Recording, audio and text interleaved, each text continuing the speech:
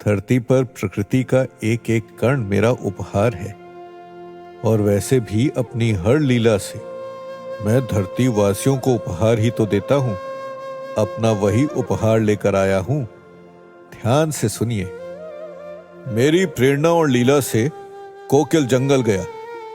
वहां उसे मिला कदम्ब का एक नन्हा सा पौधा। घर पहुंचकर कोकिल ने उस दोने को, जिसमें कदम्ब का वो नन्हा सा पौधा था, सावधानी से एक तरफ रखा। फिर अपने बाबा की आज्ञा लेकर उनके द्वारा बनाए गए मिट्टी के गमलों में से एक छोटा सा प्यारा सा गमला ढूंढ कर निकाल लाया और अपनी मैया से सिंदूर, कुमकुम, खड़ी, हल्दी और मेहंदी भी मांग कर ले ली। उनसे अलग अलग रंग बना लिए। फिर कोकिल ने उस छोटे से गमले पर बहुत सुंदर चित्रकारी की। उसे केसरिया, लाल, सफेद, पीले और हरे रंगों से सजा लिया। फिर दोने में से कदम्ब का वो पौधा निकाल कर उस गमले में लगा दिया। कदम्ब का वो पौधा उस सुंदर से गमले में बड़ा ही प्यारा और मनभावन लग रहा था। कोकिल ने खूब मेहनत की थी। इस काम में पूरा दिन लगा दिया था और अब जब उसका काम खत्म हुआ तो सांझ होने लगी और मेरे घर पर अतिथियों का आना शुरू हो गया था। बाबा ने पूरा घर और आंगन रंगीन और सुगंधित फूलों और चुनरियों से सजवाया था।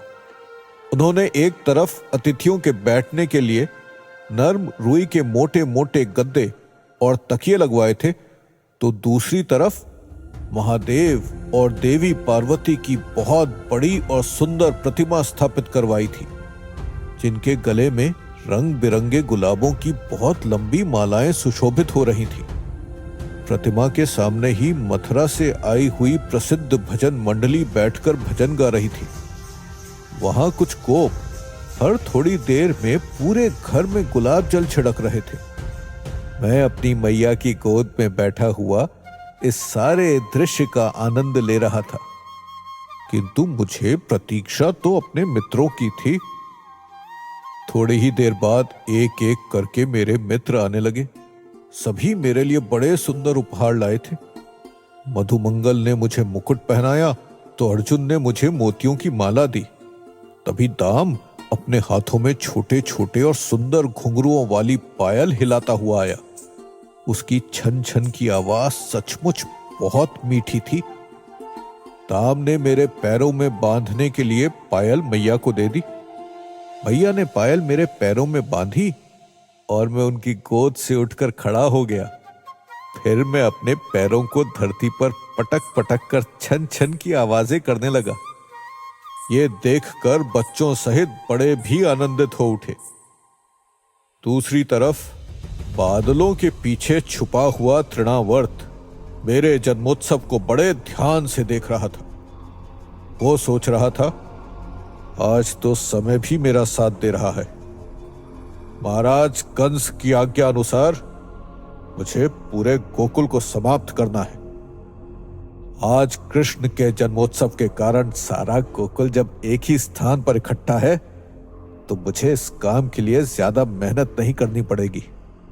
एक बार गोकुल के बचे हुए लोग भी उत्सव में आ जाएं, तो मैं सभी को एक साथ अपने बवंडर में उठाकर पटक दूंगा और सीधे परलोक पहुंचा दूंगा। इस कृष्ण का तो जन्मदिन ही उसका मरण दिन बन जाएगा। इधर आंगन में उत्सव शुरू भी हो गया था, लेकिन कोकिल अब तक नहीं आया था।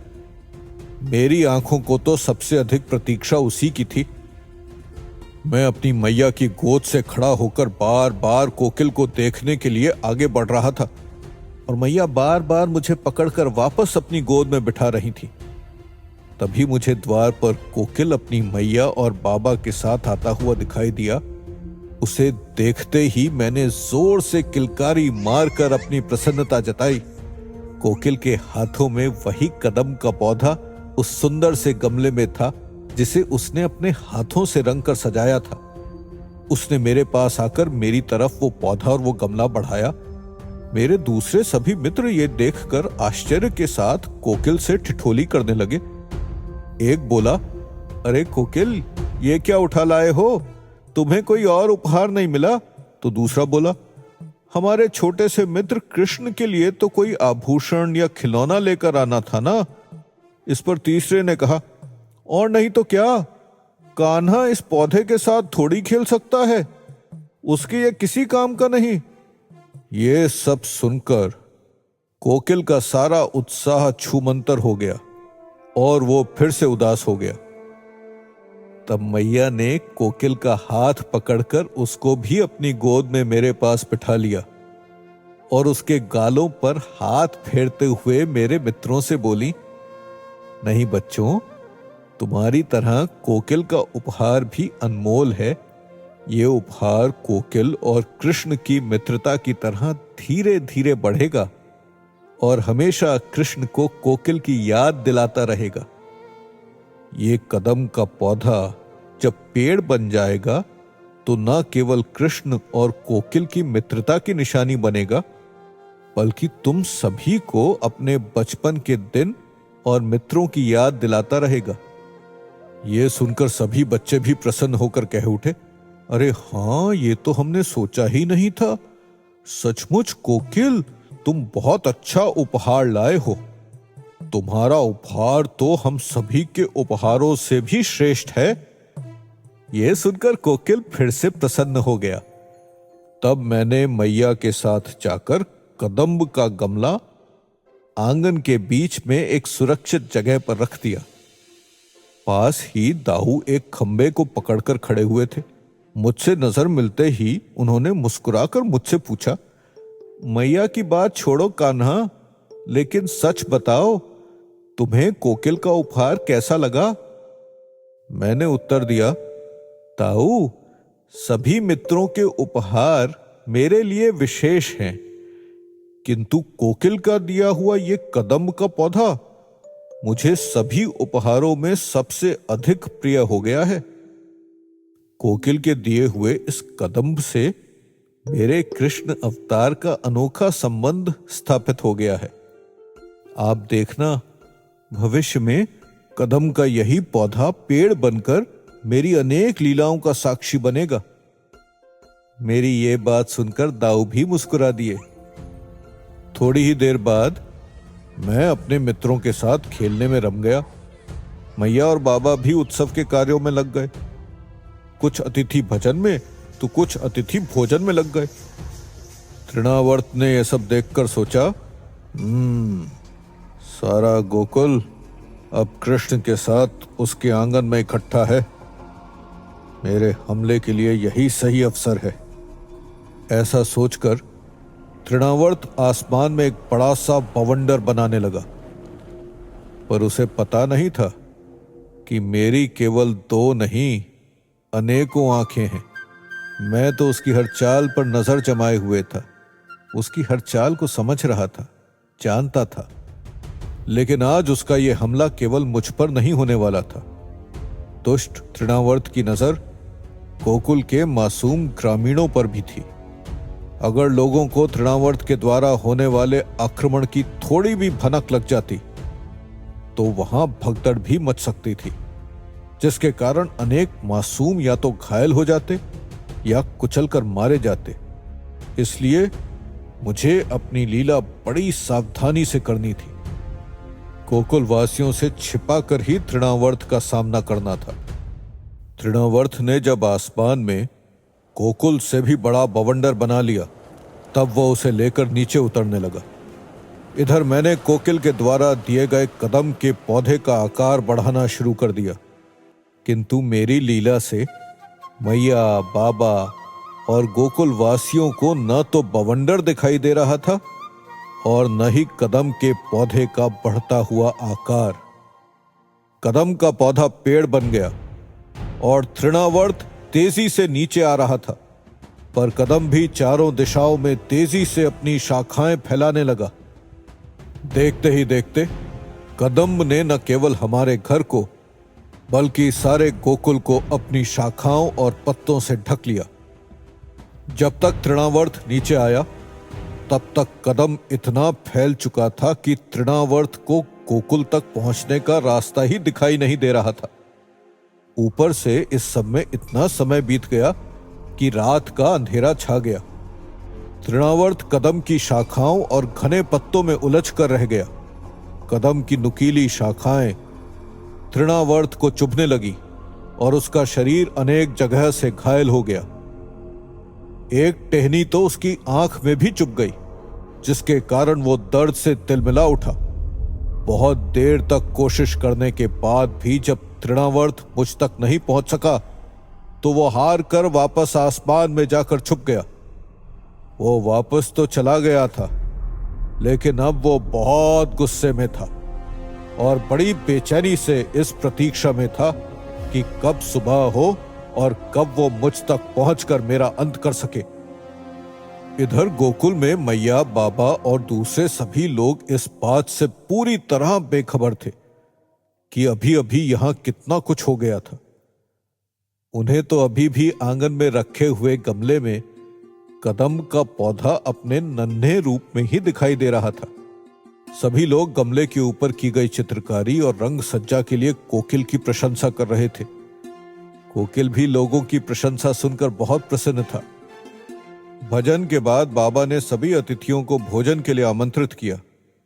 भोजन के बाद वापस कीर्तन का दौर शुरू हुआ, जो देर रात तक चलता रहा। इसके बाद बाबा ने सभी अतिथियों को मिठाई देकर विदा किया, लेकिन मैं तो तब तक अपनी मैया की गोद में ही सो गया था।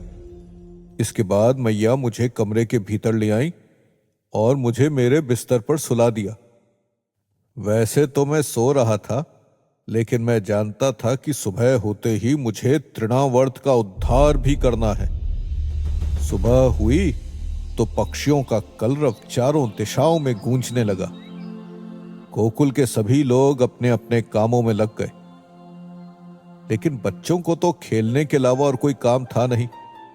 मुझे भी जब मैया ने नहला धुला कर कुछ खिला पिला दिया तो मैं भी बाहर आंगन में आ गया।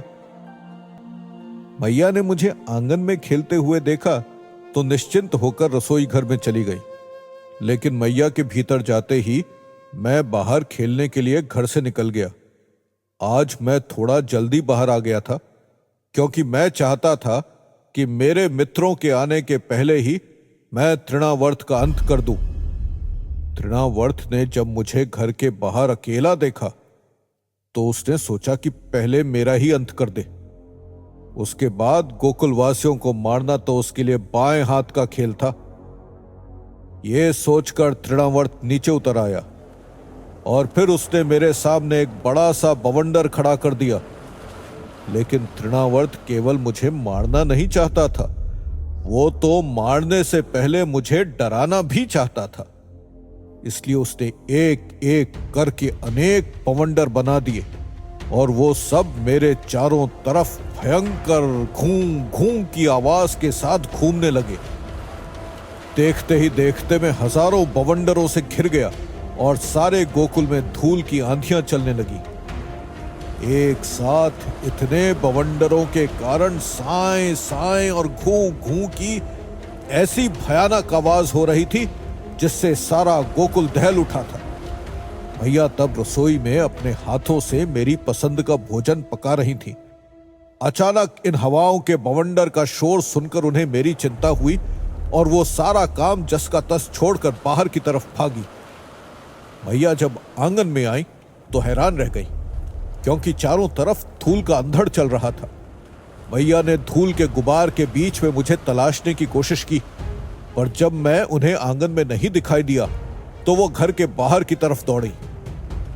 तृणावर्त ने सोचा था कि इतने सारे बवंडरों को देखकर मैं जरूर डरूंगा, लेकिन जब उसने मुझे अभी भी मुस्कुराते हुए देखा तो अब वो अपना आपा खो बैठा। फिर उसने गुस्से में एक इशारा किया और देखते ही देखते चारों ओर से वो हजारों बवंडर मेरी तरफ पड़ने लगे और मेरे पास आकर मंडराने लगे। तब तृणावर्त ने उन सभी बवंडरों को मिलाकर एक बहुत बड़ा बवंडर बना दिया। इसके बाद वो बड़ा बवंडर मुझे अपने बीच में रखकर ऊपर उठाने लगा। आज मैंने अपना भार वैसा ही रखा जैसा किसी साधारण बच्चे का होता है और उस बवंडर के साथ ऊपर उठने लगा। ये देखकर तृणावर्त बहुत खुश था कि आज आखिरकार उसने मुझे उठा ही लिया और अब तो वो मुझे मारकर ही रुकेगा। पर उसे क्या पता था कि उसने मुझे नहीं उठाया है, मैं तो स्वयं अपनी इच्छा से उठा था, क्योंकि मुझे उसका उद्धार जो करना था। दूसरी तरफ मैया मुझे देखने के लिए जैसे ही घर के बाहर आई, हवाओं का बवंडर तो ऊपर उठ चुका था। आसमान में जरूर ऐसा लग रहा था जैसे हवाओं के तेज बहाव के कारण बादलों में भी गति आ गई थी। लेकिन गोकुल अब शांत था। वहां से बवंडर का आतंक टल गया था। लेकिन जब घर के एकदम बाहर भी मैं मैया को दिखाई नहीं दिया, तो उन्होंने वहां देखा जहां मैं हर रोज अपने दोस्तों के साथ खेला करता था। लेकिन मैं तो वहां भी नहीं था। अब मैया बहुत बेचैन हो गई। वो भागकर आसपास के घरों में जा जाकर मेरे बारे में पूछने लगी। पर जब मैं उन्हें कहीं नहीं मिला तो वो बहुत घबरा गई और इस डर और चिंता में कि मुझे कुछ हो गया है, मैं किसी संकट में हूं, उनकी सांसें इतनी तेज चलने लगी कि वो अपने आप को संभाल न सकी और बेहोश होकर वहीं धरती पर गिर पड़ी। इधर जब तृणावर्त मुझे लेकर काफी ऊंचाई पर आ गया, तब मैंने वापस अपना भार बढ़ाना शुरू कर दिया। कुछ ही देर में मैंने अपना भार अनेक पर्वतों के बराबर कर लिया। अब तो तृणावर्त की हालत ही खराब हो गई। इतना भार उठा पाना उसके लिए असंभव था। उसने सोचा कि उसी ऊंचाई से मुझे गिराकर मेरा अंत कर दे, किंतु मैंने उसकी गर्दन पकड़ ली। तृणावर्त ने स्वयं को छुड़ाने की बहुत कोशिशें की, लेकिन मैं वो हूं जो अगर समय को भी पकड़ लूं तो वो भी अपनी जगह से आगे नहीं बढ़ सकता। तृणावर्त तो फिर एक मामूली सा राक्षस था। धीरे धीरे मैंने अपने हाथों में दबी तृणावर्त की गर्दन को कसना शुरू कर दिया, जिसके कारण उसका दम घुटने लगा।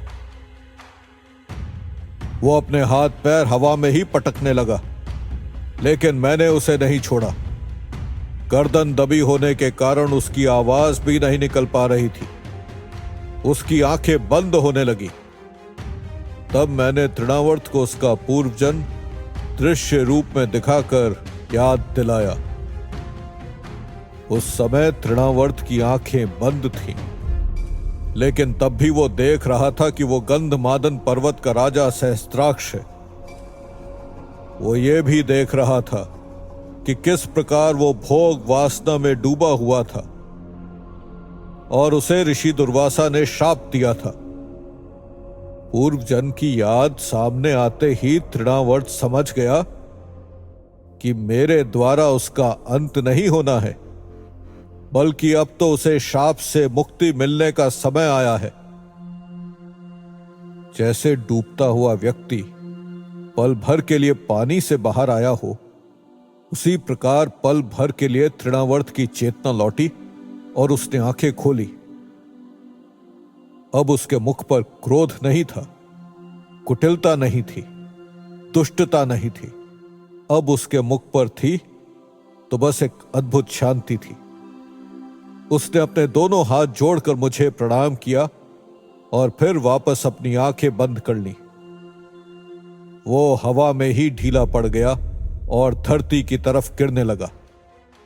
लेकिन अगर उसका इतना बड़ा शरीर धरती पर इतनी ऊंचाई से गिरता तो काफी दूर तक धरती पर भूकंप आ सकता था।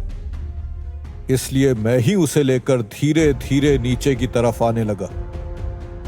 और वो हवाओं का बवंडर, वो तो तृणावर्त के कारण ही था ना। इसलिए जैसे ही उसके प्राण पखेरु उड़े, वो बवंडर तो अपने आप ही शांत हो गया। लेकिन मेरी मैया अभी भी घर के बाहर बेहोश पड़ी थी। बाबा उनका सिर अपनी गोद में रखकर उन्हें होश में लाने का प्रयास कर रहे थे। अब जब धरती पर और आकाश में हवाएं थम गईं, तो सभी को लगा जो भी संकट था वो तो चला गया। तो सब गोप गोपियां अपने अपने घरों से बाहर निकले, मैया के पास आए और बाबा के साथ मिलकर उन्हें होश में लाने की कोशिश करने लगे। इधर मैं तृणावर्त को लेकर नीचे आ रहा था। जब धरती से थोड़ी ही ऊंचाई शेष रह गई, तब मैंने तृणावर्त को छोड़ दिया और वो धड़ाम से नीचे गिरा। उसके गिरने से धरती कांप उठी और उसके शरीर के अनेक टुकड़े हो गए। तब मैं भी नीचे उतरा और तृणावर्त के शरीर के टुकड़ों के ढेर पर ही बैठ गया। दूसरी तरफ तृणावर्त के गिरने से धरती में जो कंपन उठा था, वो तो गोकुल के लोगों ने भी महसूस किया था। उसके गिरने से हुई जोरदार आवाज भी बाबा और दूसरे लोगों ने भी सुनी थी। तो उन्हें लगा एक संकट टला नहीं कि फिर कोई नया संकट गोकुल पर आ गया था। इसलिए बाबा ने माता रोहिणी और कुछ गोपियों को मैया के पास छोड़ा और जहां से आवाज आई थी उस दिशा में दूसरे गोकुल वासियों के साथ दौड़ पड़े। जब बाबा गोकुल वासियों के साथ उस जगह पर पहुंचे तो तृणावर्त की इतनी बड़ी मृत देह और उसके ऊपर मुझे बैठा हुआ देखकर घबरा गए। बाबा ने दौड़कर मुझे उठा लिया और मेरा लाल कहते हुए मेरे शरीर को टटोल कर देखने लगे कि कहीं मुझे तो कोई चोट नहीं पहुंची थी।